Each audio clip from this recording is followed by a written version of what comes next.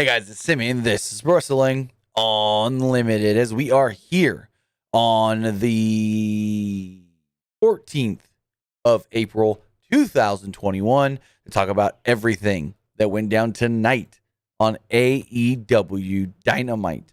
And to be completely honest, in my opinion, this is just a show. Nothing special and a little too much going on at times. But let's get the poll going really fast on YouTube. Already got the poll up on Twitch. I liked it. It was all right.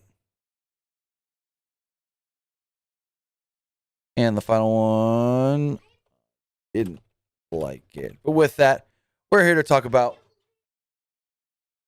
AEW Dynamite. The first AEW Dynamite going forward that will not be opposed of NXT. And again, like I said, I thought tonight was just a show that could have been a lot better. And is it me, or do they get WCW? Do they turn into WCW more and more every single week? But with that, I want to say thank you for joining me here. Twitch.tv, /PWU Unlimited. Also want to thank you for joining me here. Twitch.tv /Pro Wrestling. No, youtube.com /Pro Wrestling. Sorry, I'm trying to do two things at once, trying to get something ready for something else. But with that, if you are watching on Twitch, you can help us out a couple of different ways, either by hitting that donate button down below or hitting the button to give us Twitch bits in the live chat. Also, remember, you can subscribe to the channel one of two different ways. You can either subscribe as a channel member, or you can subscribe,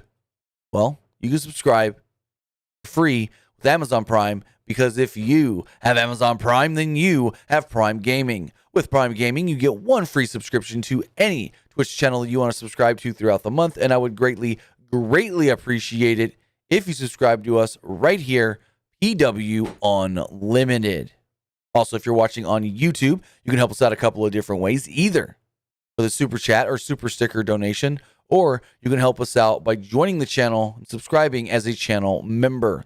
As a channel member, you get access to early news, early podcasts, early non-news videos, and so much more. Plus, you get an emoji. You get emojis you can use in the live chat and a badge next to your name. Also, I do want to say that this podcast is sponsored tonight by the Fight app and Jake Paul versus Ben Askren. Talk about that more a little bit later.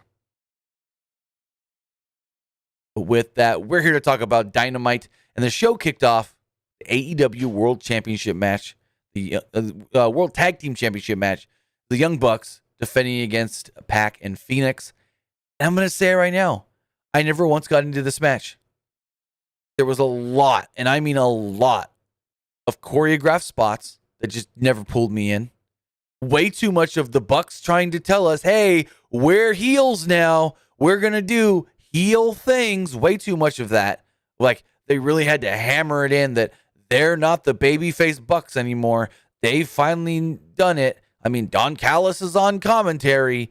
So that just didn't do it for me. This match in general didn't do it for me. And I'm not saying the match itself was bad. I'm just saying I think for me, it felt like it went a little long, because I never really got into it. And maybe it didn't go long for most people, but for me, it did. It was just like, it was in first gear. It got to second gear. Never maybe really got to third. And of course, never shifted into that top gear, fourth gear. So I don't think this match ever really peaked that well, but we could talk about it. Pac and Matt started off the mat. They performed some chain wrestling early on. Again, this seemed very choreographed and planned out. Matt instinctively went to the babyface corner, and this was stupid. I didn't realize, apparently they said this on commentary, I didn't realize in AEW there's a babyface corner and a heel corner. So Matt Jackson, he's wearing this headband with a chandelier fucking thing on. It looks like a fucking mofo, retard. Anyways, he's fighting with Pac, and then he backs up into the corner, looking right at his fucking brother in the other corner. And he goes like this, but he never looks at Pac. Then eventually looks at Pac and goes, oh, wrong side. And then he flips around, goes and tags in Nick. This was the dumbest fucking shit ever. And on commentary, they had to go, I think it was Excalibur goes, oh, looks like Matt Jackson was a little confused because he's never in the heel corner. He's usually up there in the babyface corner with his brother Matt or with his brother Nick. And I go, there's a fucking designated corner for heels and baby faces in AEW. How dumb is that? But it was just the stupidest spot I've ever seen for a tag team match where you're looking at your opponent and right behind your opponent is your partner, but then you walk back, you like this, but then you don't get your tag and you go, wrong guy, I need to tag my brother. He's on the other side. Just the dumbest fucking thing I've ever seen in a tag team match. I've seen people get loopy and go to the wrong corner because they're knocked senseless a little bit, but not do it like that on purpose. That was just the drizzling shits. The drizzling shits. Finally, Nick gets tagged in. Phoenix gets tagged in, and he ramps up a little bit. They had a great athletic sequence here, but no one really got the upper hand because it was basically, you hit your move, I'm down, pop right back up, you hit your move, down, pop right back up, I hit my move. A lot of that fucking bullshit in this match. A lot of, you hit your move, and then I'm not even going to really sell it. I'm going to like go down, and 2 seconds later, pop back up. A lot of that. So we see some teams in the crowd, like SCU and Jurassic Express. Apparently, they're the top-ranked contenders. Phoenix at one point landed a springboard headbutt. Pac took out Matt with the Fosbury flop. Then Phoenix dove headfirst onto Nick. Death Triangle isolated Matt in the ring, taking him out with a nice double team kick exchange. And then commentary starts going, you know who Pac reminds me of, right? Dynamite Kid, because he's under 6 foot tall and he's jacked. I'm like, really? He reminds you of Dynamite Kid because he's under 6 foot tall and ripped up? No. Oh, and because they're both British from the UK? Anyways. Nick got tagged in. He took out Pac with a soccer kick. And then Phoenix with a slingshot facebuster. Double drop kick got the Bucks back in control over Phoenix. Phoenix, though, didn't sell it really and sprung right off the ropes with the double arm drag, allowing him to reach Pac for the hot tag. Pac hit kicks on Matt, followed by a brainbuster for a 2. Going forward after a commercial break, the Bucks continued their beatdown. Again, letting us know where the heels, yelling at the crowd and talking smack, and Don Callis is on commentary going, the Young Bucks, they've really come into their own now. We're really getting the Young Bucks of old who are the best version of the Young. It's like, shut the fuck up. I get it. They're supposed to be Bullet Club because Bullet Club was cool and this wasn't cool. And we'll talk about how uncool the fucking AEW Bullet Club is later. Phoenix at one point takes out Nick with a springboard crossbody before hitting an insane springboard Hurricane Rana walking the ropes and using both Bucks as leverage. He then hit a double cutter on the Bucks for a 2. Pac would tag in for another another strong double team with hitting a Blue Thunder Bomb at one point as well. Matt was able to tag in, but was immediately flattened with a German suplex from Pac. Pac sent him for a second one, but Phoenix walked the ropes to prevent Matt from getting a rope break. Phoenix hit an insane Tope con Grillo on Nick as Pac killed Matt with another German suplex. Fight spills to the outside at one point. And where was I? Fight spills to the outside. And they're wrestling on the apron at one point. A couple of guys get taken down with stereo dives and Hurricane Ranas and stuff. Nick sent Phoenix to the ringside seating area, throwing him over the barricade, and he just pops right back up. Doesn't even sell getting dumped over the frickin' barricade. Phoenix pops right back up and hits a cutter on the floor.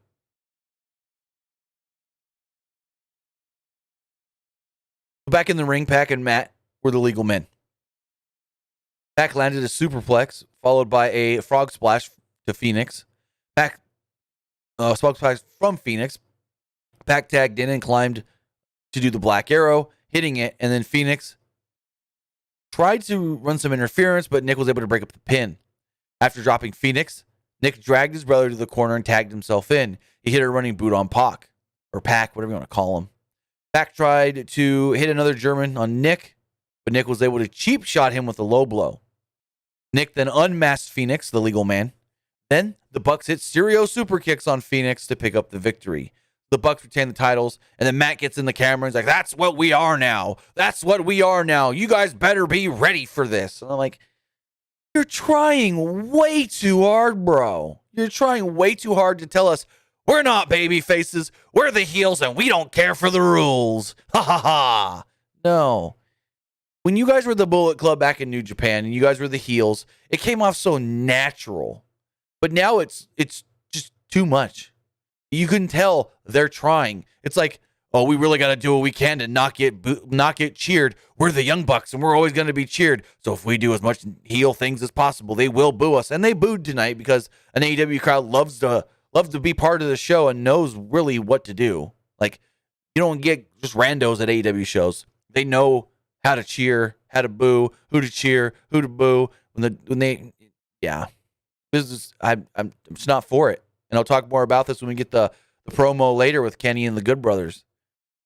The Hangman, flanked by the Dark Order. Dark Order was interviewed by Marvez about Kenny Omega and the Young Bucks. Page wouldn't answer the question. Instead, he talked about John Silver's shoulder. Again, another thing I'm not digging. Hangman Page was early on in this company the guy that they were gonna build this company around going forward.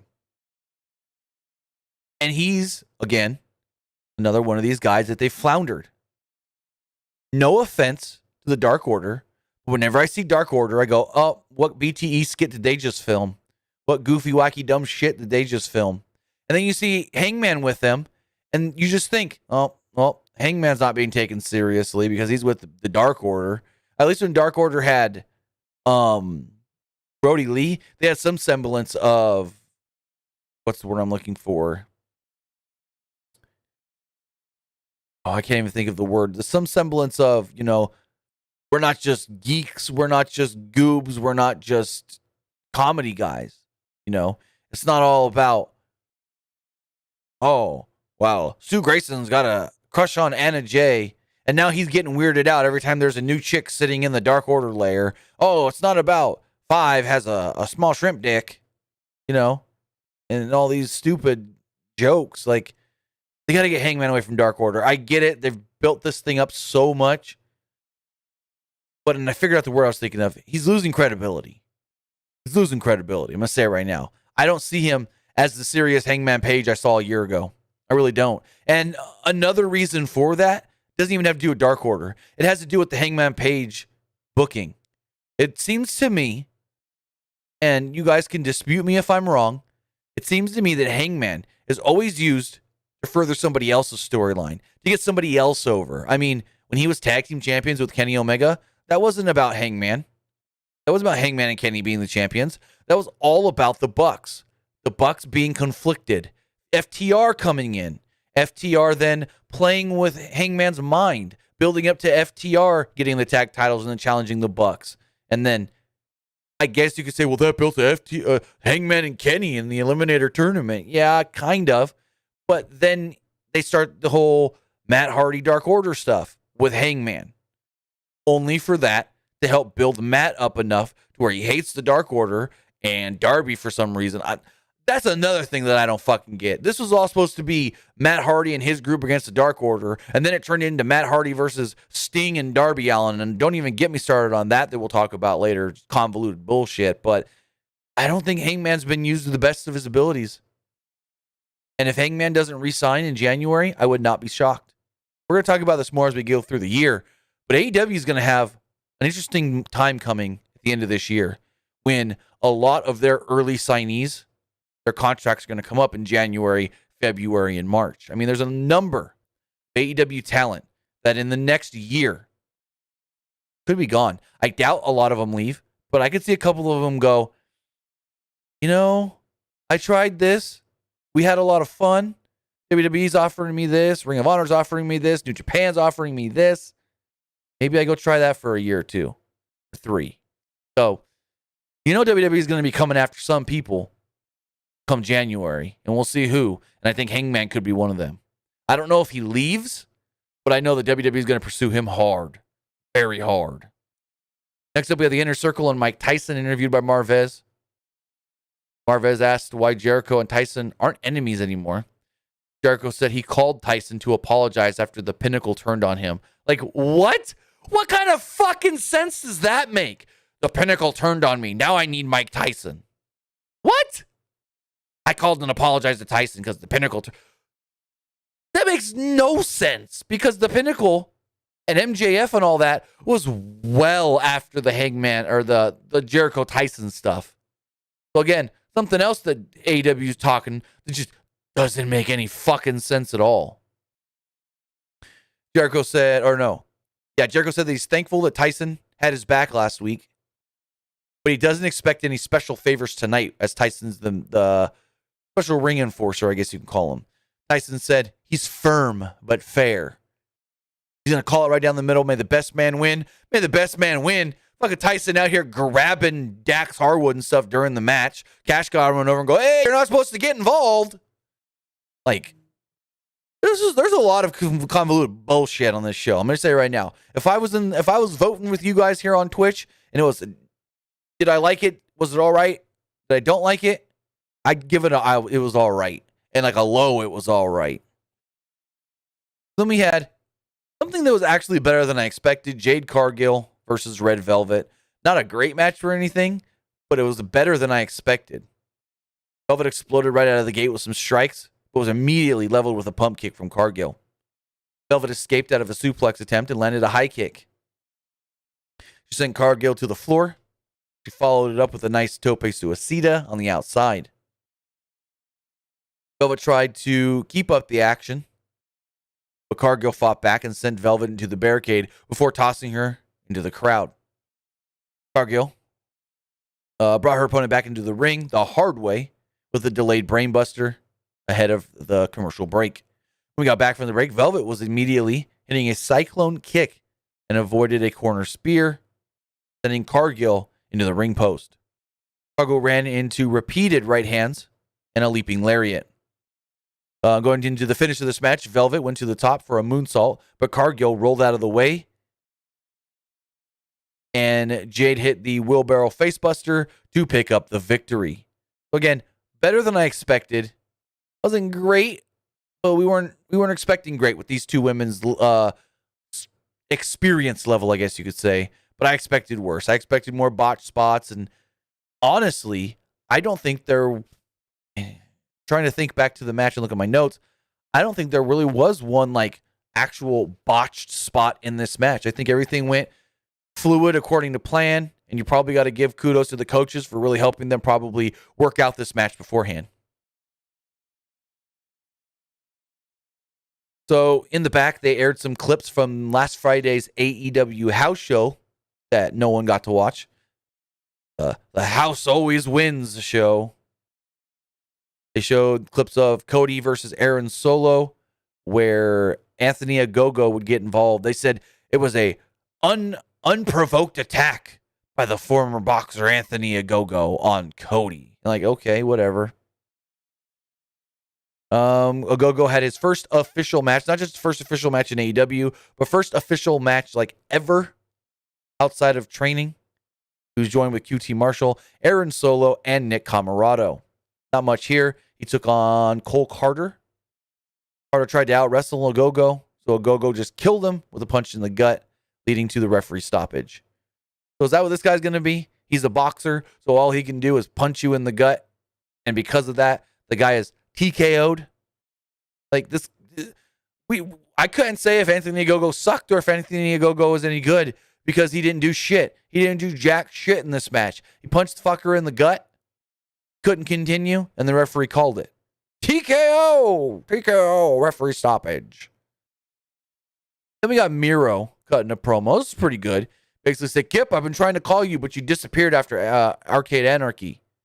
Maybe it's a good thing.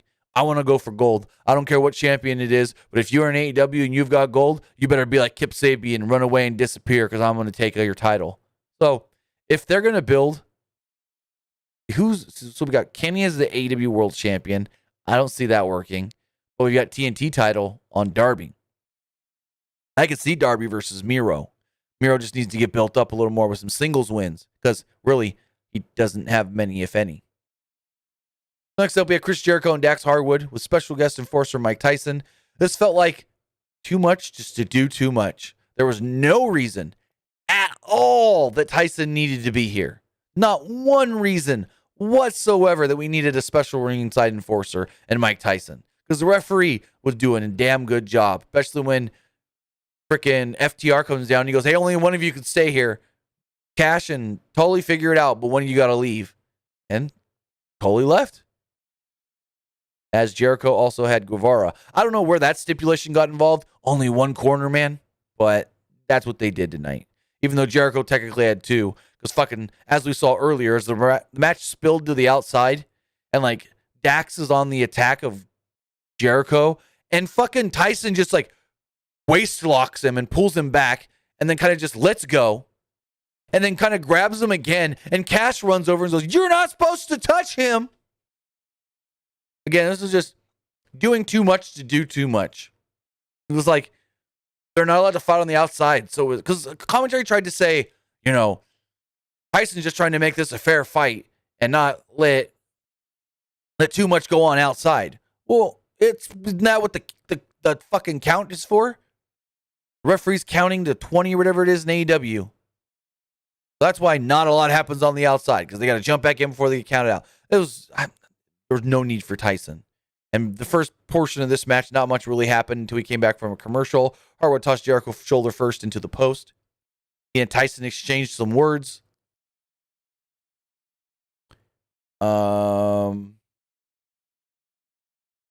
Jericho and Harwood exchanged some chops at one point and landed a couple shoulder tackles and a diving axe handle. Harwood that was. Jericho then hit a lion salt for a 2.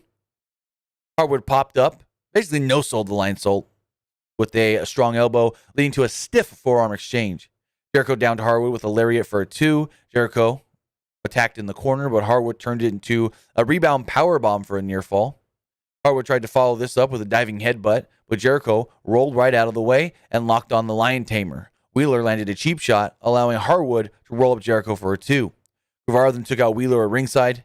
Harwood avoided the Judas effect and hit hit a brainbuster for a near fall. Jericho then popped up with a code breaker leading to a double down spot. Pinnacle would then run out, but the Inner Circle were right after them, leading to a free-for-all. Not the only free-for-all we saw tonight, which is why I was so pissed off at the main event, because we already saw something like this. Wheeler was about to attack Jericho with a bat, but Tyson took him out with a punch. Jericho powered out of a powerbomb attempt and hit the Judas effect to pick up the victory.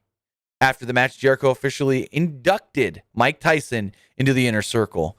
Just, my brain hurts from watching this. Too much going on. It's WCW all over again. Everything has to be overbooked to get everybody on the show. I don't know if people have done the count yet, but there have been people on Twitter every week that count how many people make an appearance on Dynamite. A few weeks ago, it was like 84. Last week, it was 76, I think it was.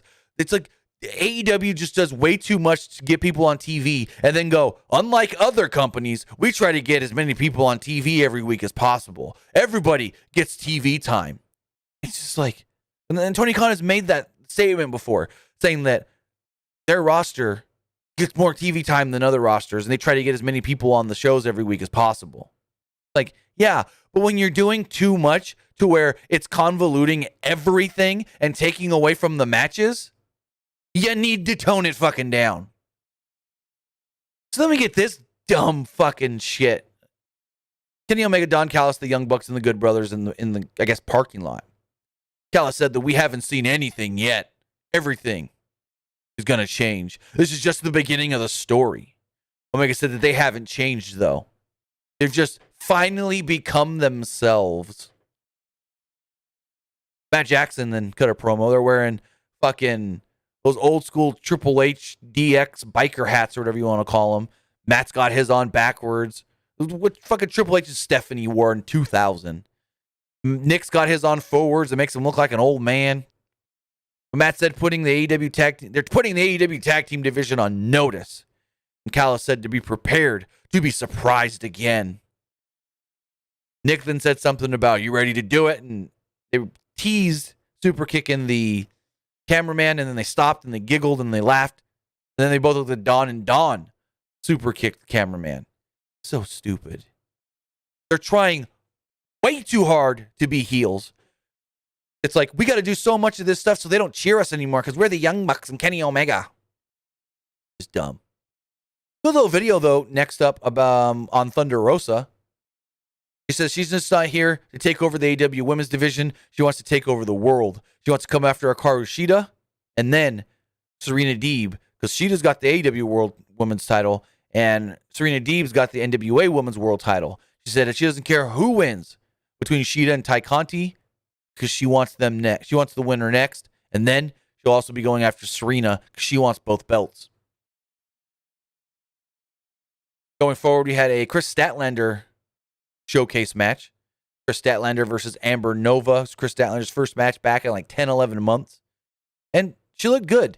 And I loved Jim Ross trying to compliment her, but also tried to like not get shit on by the fans online. Because he's like, you know, Chris Statlander hasn't been around for a while, but since coming back, since we've seen her back here, she's, and I'm not meaning this in any specific way, looking more lean and quicker and faster and stronger. She must have really been training a lot during her rehab. And Excalibur goes, yes, she has put in the work during that rehab. And it's Jim Ross, like, knowing what he wants to say, but going, fuck, I don't want them to think I'm trying to sexualize this woman. So I'm trying to like say it in the right way to where I don't piss anybody off thinking that I'm being sexual or a sexist or whatever. It was just the way he tried to phrase it. It was just hilarious.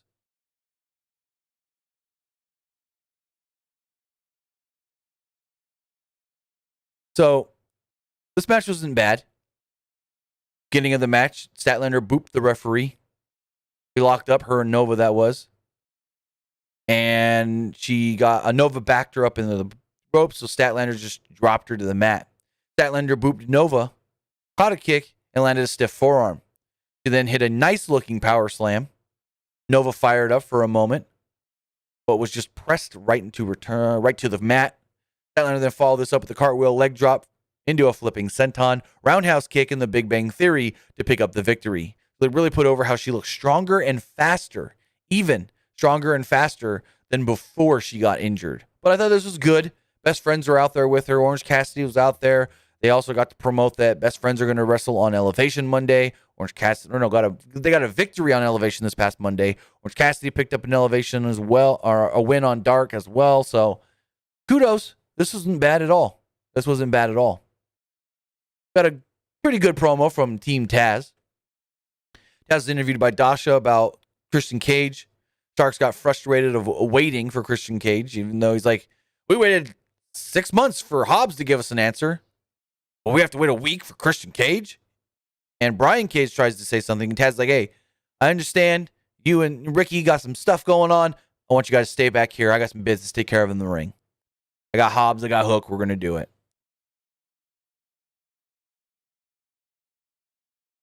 But if there was no Brian Cage and Ricky Starks, there would be no Team Taz. Anyways, Christian comes down to the ring, talks about how this is the first time he's ever been interviewed by Tony Schiavone. Talks about how he outworks everybody. And Tony Khan told him he can wrestle tonight. He's got an open contract to take on anybody that he wants. And then they're interrupted by Taz. Frustrated that Christian blew him off, didn't even give him a no. Christian said that Team Taz is a bit of a dumpster fire, and he doesn't want to be associated with that. He said he came to AEW to win championships, and said he's not trying to insult Taz or anything, but no, I'm not joining your group. Taz got pissed off here and said that, you know, Christian's got the audacity to turn them down. Hobbs then walked into the ring and attacked. Hobbs got the advantage at the start, but Christian went for the kill switch. A distraction from Hook allowed Hobbs to level Christian and beat him down around ringside.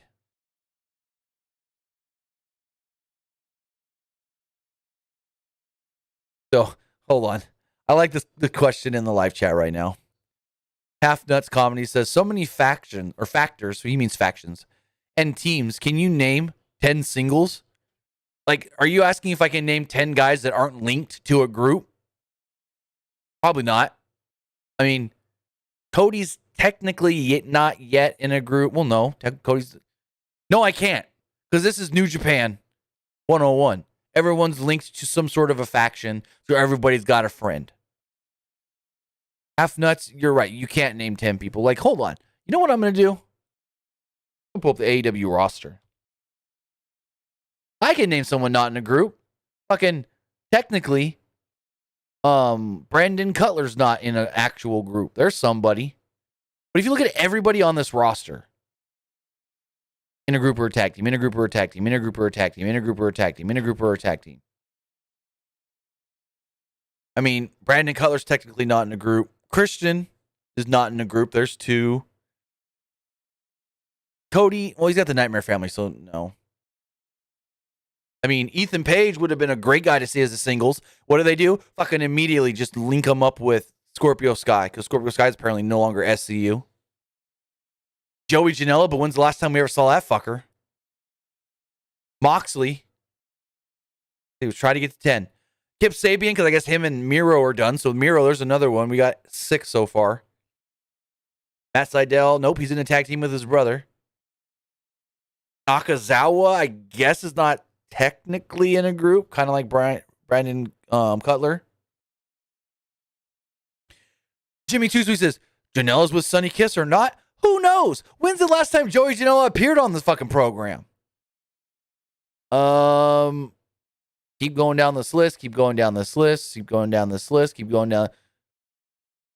Really, out of the male roster on AEW, and there are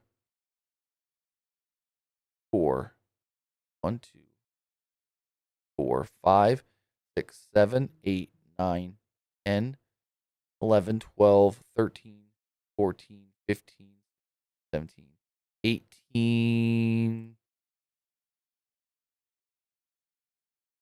There are 75 people on this roster, and less than 10 are not in a group. Less than 10 people are not in some sort of a tag team or a group. And I bet you it's, even if you just go, hold on. Nope, Sean Dean's in a tag team. He's in a tag team with the guy that's not even signed. Luther, no, he's with Serpentico, even though Serpentico's not even a guy that's signed, but everybody's got to be in some sort of a group or tag team. And it's kind of getting a little too much. No, Cameron, I said Christian. Let's go back through this again. Technically, Brandon Cutler's not in a group, even though he's the Young Bucks young boy. Christian's not in a group. There's 2 right there, right off the bat. And I'm not even looking at the women because they don't got all the women faction deal. No. There's 2, Joey Janela, Sonny Kiss, and I'm just assuming Kip Sabian and Miro are done, so there's 2 more. Well, okay, Lance Archer. I mean, he's with Jake, but Jake's his manager, so that's not really a group. You got Moxley. Like, if we use technicalities, we can get 10. But if we say Janela and Sonny Kiss are still together, then you can't put them into this list. And it's just, everybody's got to be in some sort of a group. And it's like, back WCW all over again. Every week, somebody's in NWO. Every week, somebody new's put into a group. It's just like New Japan. But New Japan does it well, where they don't fucking hit it over your head. This person's in this group, and this person's in this group. Yeah, I get it. Every so often you'll go, him and his Chaos teammates, or, Los Ingos Panables. But it's just like, in New Japan, being in groups is needed for a reason, because of the way they book shows. As far as a lot of 6-man, 8-man, 10-man tag team matches. You have to have guys that are friends to team up a lot. So in New Japan, it works because of the way the show is booked. But in AEW, when it's, hey, we're going to have a singles match, but about 4 minutes into this match, 80 guys are going to come out to help their partner. It's just dumb. Talking about next week, we do have a championship match on the show next week. Next week's show should be live. It'll be the AEW Women's World Champion Hikaru Shida defending against Tay Conti. Christian Cage will go one-on-one with Powerhouse Hobbs. See how that goes. Hangman Page will take on Ricky Starks. Kind of a random match, but okay. And Penta El Cerro Miedo will take on Trent. Again, another random match. They kind of tried to build up last week, but then really it means nothing since Pac and Phoenix lost to the Young Bucks tonight. We then got a little video hyping up Sheeta versus Conti, which was pretty nice. Then we move into our main event. But before we talk about our main event, we got to talk about the sponsor of this video. It's Fight TV, it is Triller, and it's Jake Paul versus Ben Askren. Jake Paul called out Ben Askren many months ago, saying that I want to fight you. I want to have a boxing match against you. I think I can beat you. And Ben Askren said, hey, bring it on. Right now, Jake Paul is 2-0-0 as Ben Askren is 19-2-0. The two will be fighting this coming Saturday night in 2 days and 22 hours on the Fight TV app. And all you got to do to support us here at Pro Wrestling Unlimited is go to pwunlimited.co/Paul Askren. pwunlimited.co/PAULASKREN. Use our link when going to the Fight TV app to order this fight, and you will be directly supporting Pro Wrestling Unlimited. Again, this weekend, Saturday, April 17th, 6 p.m. Pacific Time. Thriller Fight Club presents Jake Paul versus Ben Askren on the Fight TV app. The link will be in the description below of the YouTube video. Again, go to pwunlimited.co/Paul Askren. pwunlimited.co/PAULASKRN to support PW Unlimited when ordering this fight. It's going to be an interesting one because Ben Askren, his boxing has never been his greatest attribute. Jake Paul's been really getting better. I mean, you could say he's kind of getting good, but we didn't really see much in his last fight. So it's going to be an interesting one on the Fight TV app. As we move on to our main event, God, so much happened here that I didn't get many great notes. I'm going to say it right now. There's just too much going on. And as soon as they announced this last week, when they go, oh, I got a TNT title match, Darby versus Matt Hardy in a Falls Count Anywhere match, I go, well, these fuckers are jumping off stuff. Matt, you better be extra careful. Because we know what happened last time you jumped off something. But with that, Hardy immediately grabbed a chair early on and whacked Allen with it, coming off of a coffin drop attempt. Continued to use the chair to beat down Allen, and even tried to go for a twist of fate with Darby's neck in the chair, but Darby countered it. Going forward, as Matt was taken down by Darby, out would come the Butcher. And commentary goes, what is the Butcher doing out here? I thought Matt Hardy told them to stay in the back and he didn't want any help. I think Excalibur said that. And then Jim Ross goes, well, you know, wherever Matt Hardy goes, the Hardy family office is soon to follow. And what kind of fucking, I said this before, stupid ass name is the Hardy family office? That is just the dumbest fucking shit. So Darby starts getting beat down because Butcher comes out, Blade comes out, Isaiah Cassidy comes out, Mark Quinn comes out. And then all of a sudden, Dark Order comes out to help Darby. And then we hear it from Tony. It's Sting! It's Sting! And Sting comes out to help Darby. And this just gets dragged on for so long.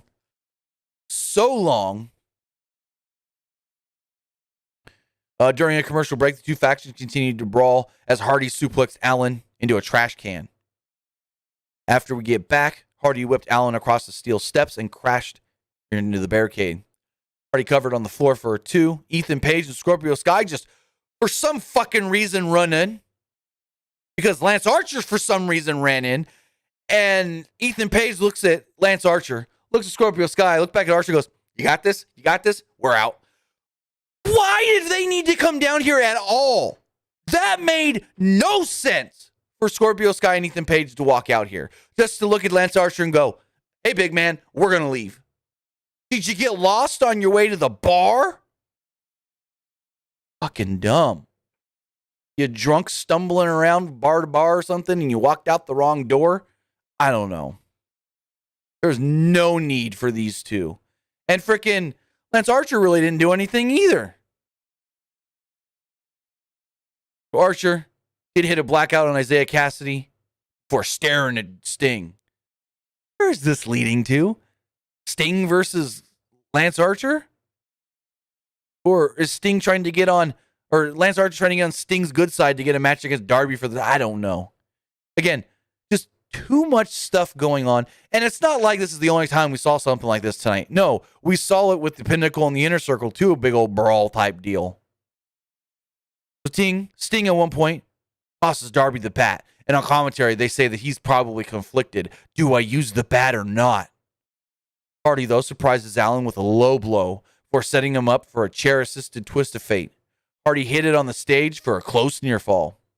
They brawled to the production area backstage, where Hardy set up a ladder. And Jim Ross had to tell us, Matt Hardy, along with his brother, and Christian Cage, even them damn Dudleys.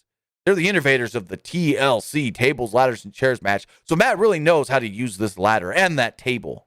Darby gets placed on the table. Matt climbs halfway up the ladder and then does a leg drop off through the table on Darby. We brawl around the backstage area where Hardy attempted a powerbomb to Darby on the floor. Allen then escaped and hit a low blow for cornering Hardy and laying some shots with the Sting bat. Allen then used the bat to force Hardy onto the announce table. He then climbed up the scaffolding and hit a very, very high coffin drop to pick up the victory. Then the show just goes off the air. I didn't like this show. I would say it was all right at best. Just way too much stuff going on. Way too much inside stuff. Oh, we're heels now, but people love us young bucks, so we have to really play it up because they're going to cheer us no matter what. No. Just too much stuff going on. And I wasn't a big fan of this show. We'll see if they can recoup and do better next week, but that was the show. Let's check our polls. Also, if you want to be part of tonight's show, you can do so by texting in to 510-906-1341. Again, that number is 510-906-1341. Get the number right here in the live chat for you guys. It's also scrolling across the bottom of the screen periodically. Let's check the polls.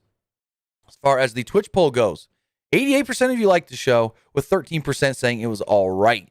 But if we look at the YouTube chat, 49% of you liked the show, 36% thought it was just all right, and 15% did not like tonight's Dynamite.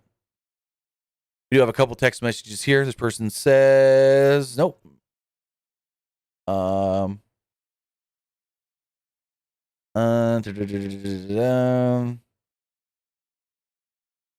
805 in the text message bin. Check our website. You're asking about Eva Lise. Check our website. Wasn't able to make a video about it today. I spoke with Eva Lise today, so I put a little stuff in the article. I put up the post on our website, plus the extra info Fightful got. So yeah, check our website, because I actually personally spoke with Eva Lise today and got a quote from her on what's going on. Another person asking about the Eva Lise.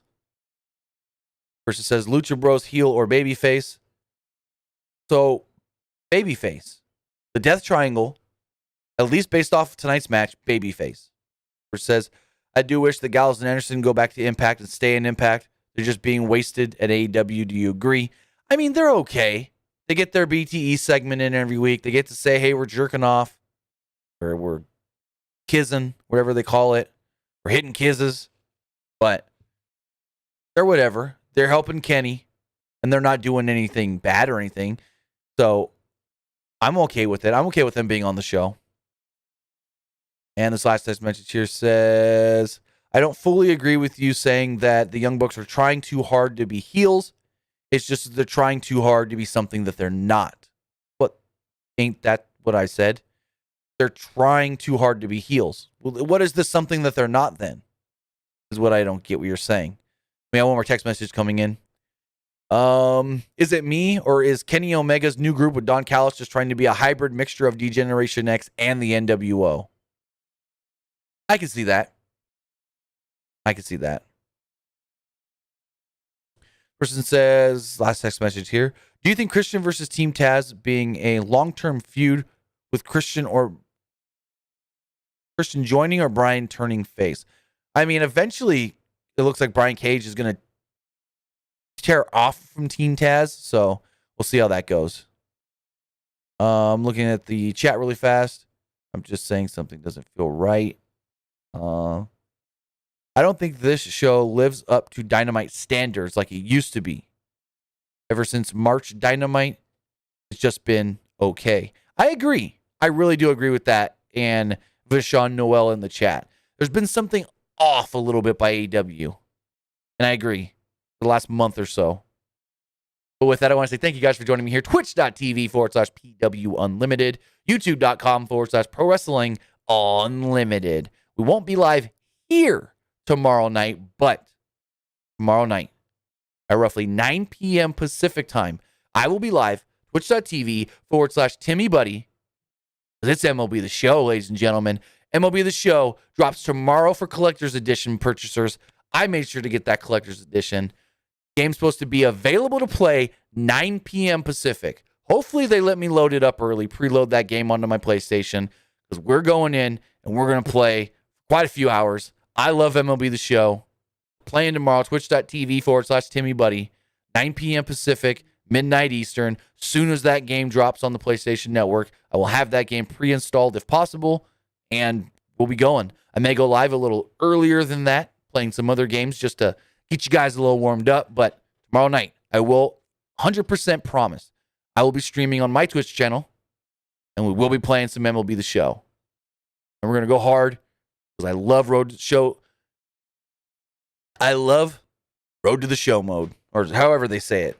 Road to Show, Show to Road, whatever it is. But I love me some MLB The Show. We're going to be streaming that tomorrow night. Twitch.tv /Timmy Buddy. Can't play any earlier than 9 p.m. Pacific, because it don't come out before that. With that, guys, have a great night. Follow us on social media, facebook.com /Pro Wrestling ULTD. Search for us on Instagram and find us on Twitter at PW Unlimited. Also, check out the podcast Nick and I did earlier this week where we talked about old school Japanese wrestling, WrestleMania being 2 nights, Samoa Joe maybe being back on the active roster list, and so much more. Give us your feedback on that show and what kind of things you would like to see, as we're going to try and do that show every Monday for Patreon subscribers. Then it'll be available for everybody else on YouTube Tuesday. Have a great night, and I'll see you back here live Friday for Friday Night SmackDown.